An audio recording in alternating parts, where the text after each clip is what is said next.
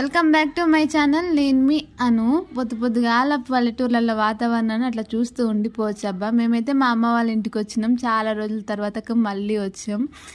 మా అమ్మ అయితే పొద్దుగాల అన్ని పనులు అయితే అయిపోగొట్టింది. ఇంకా మా కన్నయ్య మనగాడైతే మంచిగా ఆడుకుంటా ఉన్నారు. లడ్డు అయితే లేదు, ఊరెళ్ళింది.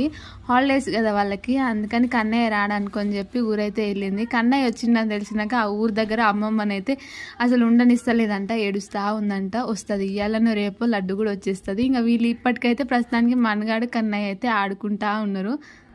నా వీడియోస్ని రెగ్యులర్గా ఫాలో అయ్యే వాళ్ళకి మా అమ్మ వాళ్ళ ఇంటికాడ ఒక చిన్న చేంజ్ అయితే చేసినాం, అదైతే అర్థమైపోతుంటుంది ఈజీగాని. కానీ ఇంకా చాలా రోజుల తర్వాత ఫస్ట్ టైం చూసిన వాళ్ళకైతే అర్థం అవ్వదు. ఇక్కడైతే మా అమ్మ వాళ్ళ ఇంటిది పొయ్యింటిది మూత అయితే ఆ ఫస్ట్ కిందికి ఉండే, మా వాళ్ళైతే ఇప్పుడు మళ్ళీ దాన్ని సరి చేసిండ్రు. చూడడానికి అయితే బాగుంది, కానీ ఇంకా నేనైతే ఇవన్నీ అనవసరంలే అని అయితే చెప్తా. ఎందుకంటే ఎన్నట్టుకున్న కూలగొట్టి కట్టుకున్న ఇంటికి మళ్ళీ సరి చేయడం వల్ల మనీ వేస్ట్, కానీ ఇంకా దానివల్ల ఎక్కువ యూజ్ ఉండదని చెప్తా. అందుకే మా నాన్న అయితే నాకు తెలియకుండా ఇల్లు అయితే చేంజ్ చేయించిండు. నేను వచ్చి చూసేవారికి నాకైతే ఈ విషయం తెలియదు. ఇంకా మా అమ్మ అయితే పొద్దుగాల అన్ని పనులు చేసుకుంటుంది అబ్బా. మా అత్తగారి ఇంటికాడ 5 గంటలకు లేచినా సరే అన్ని పనులు కానికే 9 అవుతుంది.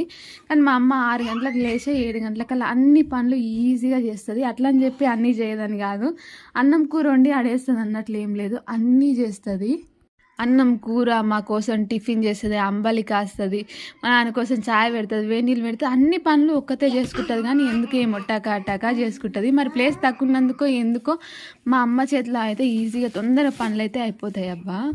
మేము ఊరికి వస్తామన్న 2 days అప్పుడు మా నాన్న మామిడికాయలు అయితే తీసుకొచ్చిండంట. ఇంకా మా తమ్ముడు మా అమ్మ అయితే ఆ మామిడికాయలు తినకుండా అలాగే దాచిపెట్టిండ్రు. ఎందుకంటే ఈ పండు బాగుంది, కన్నయ్య వచ్చినాక తింటాడని చెప్పి వాళ్ళు 2 days పెట్టడం వల్ల చూడండి పండు ఎట్లిందో. దాచి దయాల పాలు అన్నట్టుగా వాళ్ళు తినలేదు, మేము తినలేదు, పండు అంతా ఖరాబ్ అయిపోయింది. ఇంకా ఈరోజు పొద్దున్న నుంచి మనగాడైతే కన్నయ్యతోనే ఉన్నాడు. మస్తు విసిగిస్తున్నాడు కన్నయ్య.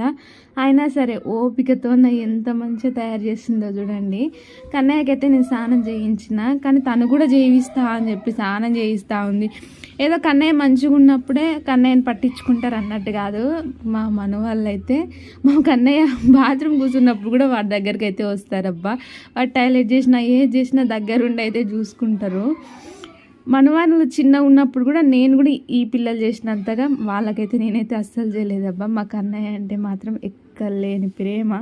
వాడికి పౌడర్ వేసి తనైతే మురిసిపోతుంది. తెల్లగా అయిందాక నేను రెడీ చేస్తా అది చేస్తా అని చెప్పి పౌడర్ని తీసుకొని చెవులో కూడా వేస్తుంది. ఇంకా ఫైనల్గా వాడిని అయితే రెడీ చేసి పడుకోబెట్టినాం. ఇంకా ఎండ అయితే మస్తు కొడుతుందబ్బా. అసలు టైం అయితే 9 అయ్యింది, అయినా సరే ఎండలు చూడండి ఏదో 1 గంట కొట్టినట్టుగా మస్తు ఎండలు కొడుతున్నాయి. వాడైతే పడుకుండు. ఇక నేను టిఫిన్ అన్నా చేద్దామని చెప్పి ఉప్మా, ఆ రోజు మా అమ్మ అయితే ఉప్మా చేసింది, ఉప్మా అయితే పెట్టుకొని తింటున్నాయి. ఇంకా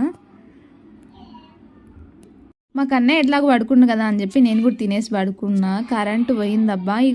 అగొస్తుందిలే అని చెప్పి 5 నిమిషాలు అట్లే వండుకుంటే స్నానం చేసిన కంటే ఎక్కువైపోయిందబ్బా. చెమటలకు ఆరిపోతున్నాయి, ఈ ఉబ్బరానికి అసలు తట్టుకోలేకపోతున్నాం. మా కన్నయ్య అయితే బయటికి వెళ్ళిపోయింది. ఇక నేను వెళ్ళిపోతా మమ్మీ, ఇంట్లో ఉండలేను అన్నట్టుగా. మా అమ్మ వాళ్ళదైతే చెత్త కొంచెం డౌన్ ఉంటుంది. అట్లా ఎండలైతే ఇంకా బాగా ఎండ అనిపిస్తుందబ్బా. ఉబ్బరం అయితే మస్తు అవుతుంది. కరెంట్ లేకుంటే 5 minutes కూడా ఇంట్లో ఉండలేము. ఇంకా ఎండలు చూడండి ఎంత గానం కొడుతున్నాయో, కాళ్ళు అయితే కాలిపోతున్నాయి. ఆమ్లెట్ వేసుకుంటే అయిపోతుంది అన్నట్టుగా అయిపోయింది, అంత ఎండలు కొడుతున్నాయి. మనగాడైతే ఇక మొత్తం మొహమే కడుక్కుంటున్నాడు, ఎందుకంటే చెమటలు అంత గారిపోయినాయి. ఇంకా మా కోసం మా అమ్మ అయితే బయట సాప చీరైతే వేసింది. ఎందుకంటే ఇంట్లో ఎట్లాగా ఉండలేం, బయట కాను చెట్టు కింద నన్న జరిసేపు చల్లగా కూర్చుంటారు పిల్లలు అన్నట్టుగా సాప కుర్చీ అయితే వేసింది. కానీ మా కన్నయ్య అయితే కూర్చోడంట, పక్కన పిల్లలు అయితే ఆడుకుంటున్నారు. ఆడికే వెళ్దామని చెప్పి మళ్ళీ అటు సైడే చూపిస్తున్నాడు. ఆ పిల్లల్ని పిలిస్తే మాత్రం వస్తలేరు, ఎందుకంటే ఆ పిల్లలకైతే కొంచెం వాటర్ పోస్తున్నారు ఎండకు, అదవుతున్నాయి అని చెప్పి మా నాన్న ఇవ్వమన్నాడంట. ఇక పని చేస్తుంటే ఏ పిల్లల్ని పిలిస్తే వస్తారు చెప్పండి. అట్లా అని చెప్పి ఇక ఫైనల్గా మా కన్నయ్యని ఎత్తుకొని నేనే వెళ్ళిన. వాళ్ళని చూసుకుంటూ కొద్దిసేపు అయితే ఆడుకున్నాడు. మళ్ళీ వచ్చి సప్పుడు చేయకుండా చెట్టు కింద కూర్చున్నాడు.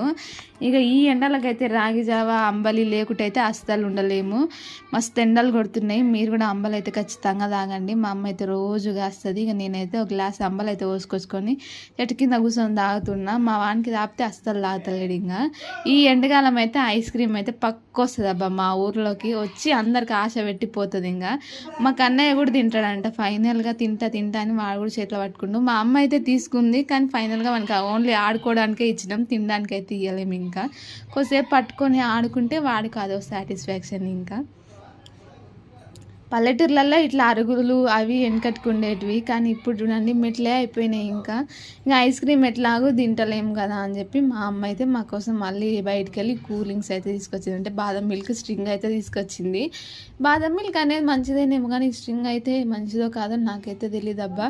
నేనైతే ఇక బాదం మిల్క్ తాగినాయి. స్ట్రింగులు ఇవన్నీ మిల్క్లు అన్నీ కూడా తాగొద్దు అంటారు, కానీ ఏం చేస్తాం, ఈ ఎండలకు తట్టుకోలేము కదా. బాహుబలి సినిమాలో రాజమాత శివగామిని కూర్చున్నట్టుగా మా మనగాడైతే మాకేసిన చైర్లో మంచిగా సెటిల్ అయిపోయిండు. ఇక్కడ మా కన్నయ్యనేమో మా తమ్ముడు బండి ఎట్లా చెడగొడదామా అని చెప్పి ప్లాన్ వేస్తున్నాడబ్బా. ఎంత తుల్లు అంటే మా వాడు అసలు సైలెన్సర్లో ఎవరన్నా ఏమన్నా ఇరికిస్తే బండి ఖరాబ్ కదా, మా వాడు డైరెక్ట్ కానుగానే వెటనీగా చూస్తున్నాడు. వదికు నేను తిడతా ఉంటే వచ్చి మళ్ళీ మా అమ్మ మీద పడి ఎట్లా మంచిగా కూల్గా చేస్తున్నాడు చూడండి. మా వాడితో ఇలాంటివి అయితే మస్తు ఉంటాయి. ఇంకా పోయి మళ్ళీ మంచిగా ఉసుకలో కూర్చొని ఎట్లా ఆట ఆడుతున్నాడో మా వాడిని చూస్తే ఈసారి అనిపించింది అబ్బా బాగా. అచ్చం పల్లెటూరు పిల్లగాడే అన్నట్టు. ఎంత నీట్గా తయారు చేద్దాం, ఎంత చేద్దామన్నా వేస్ట్. ఈ ఊర్లలో ఉన్నప్పుడు ఊరికి తగ్గట్టు పిల్లలు ఉంటారే తప్ప ఇక మొత్తం చేంజ్ అవ్వాలంటే అస్సలు కష్టం. ఇంకా ఇక మట్టిలో ఆడక తప్పదు, ఉరుకులు ఆడక తప్పదు, దెబ్బలు తాకించుకోక తప్పదు. ఇంకేం లేదు, వాళ్ళని ఆడిపియాలి. ఆడుకొని అలసిపోయి వచ్చినప్పుడు మొత్తం నీట్గా కడిగి మంచిగా మళ్ళీ నీట్గా చేయాలి. అంతేగాని వాళ్ళని ఆడనీయొద్దు అనుకున్నామంటే ఇక అయిపోయి ఇంకా మనం ఆడుకోవాల్సి వస్తుంది ఇక మట్టితోన పిచ్చోళ్ళమై. అప్పుడే టైం 3 అయిపోయింది అబ్బా. మమతక్క వాళ్ళ డ్యూటీ నుంచి కూడా వచ్చేసిండ్రు. అసలు వీడితో ఉంటే టైమే తెలియదు. ఇంకా మా ఓడి దాన్ని చూసి అయితే అక్క అయితే ఇట్లా ఒక్కసారి వచ్చి పలకరించిపోయింది. కాళ్ళు కడుకొని వస్తారా అంటే కూడా మా ఓడి ఆగుతలేడు. ఇంకా నువ్వు రాకుంటే నేనే వస్తా చూడు అన్నట్టుగా వెనకాల ఇట్లా పోతుండో చూడండి.